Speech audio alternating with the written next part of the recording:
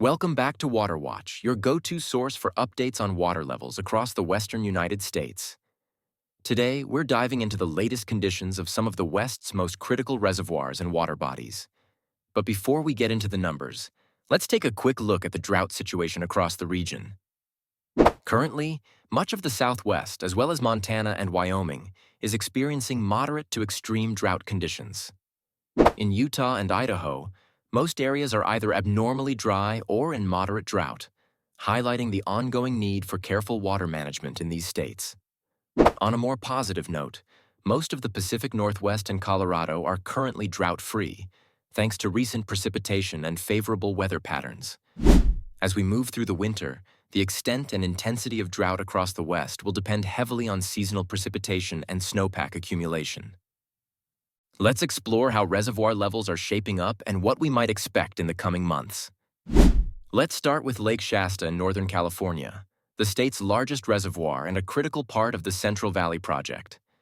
Shasta is currently at 1,030 feet, which is 37 feet below its full pool of 1,067 feet. The reservoir has risen an impressive 45 feet since November 18th, thanks to substantial early-season rains and runoff. Shasta is benefiting from strong inflows, and with precipitation expected to continue throughout the winter under La Niña conditions, the outlook remains optimistic for steady gains heading into the spring snowmelt season. Heading south to Lake Oroville, another key reservoir in California's water system, the current water level stands at 831 feet, which is 69 feet below its full pool of 900 feet. Oroville has seen significant recovery, rising 77 feet since mid-November, one of the largest recent gains among California reservoirs. With the rainy season just beginning and snowpack accumulation underway, Oroville is expected to see continued improvement, provided that storms maintain their strength and the Sierra snowpack melts efficiently in the spring. Next, let's look at Trinity Lake, which is currently at 2,333 feet, having risen 22 feet since November 18th. This reservoir, heavily reliant on snowmelt from the Trinity Alps, is seeing solid early-season progress. With snowpack accumulation likely to increase over the next few months, Trinity could experience additional gains by the time spring runoff begins. Continued wet weather through the winter will be critical to maintaining this positive trend. Now shifting our focus to the Colorado River system, we begin with Lake Mead, a crucial water source for millions across Nevada, Arizona, and California. Mead is currently at 1,064 feet. That's 164 feet below full pool and just 33% of capacity. However, it has risen 3 feet since its low for the water year, which began on October 1st. Winter gains for Lake Mead are typically minimal as the reservoir depends on runoff from the Colorado Rockies, which doesn't peak until spring.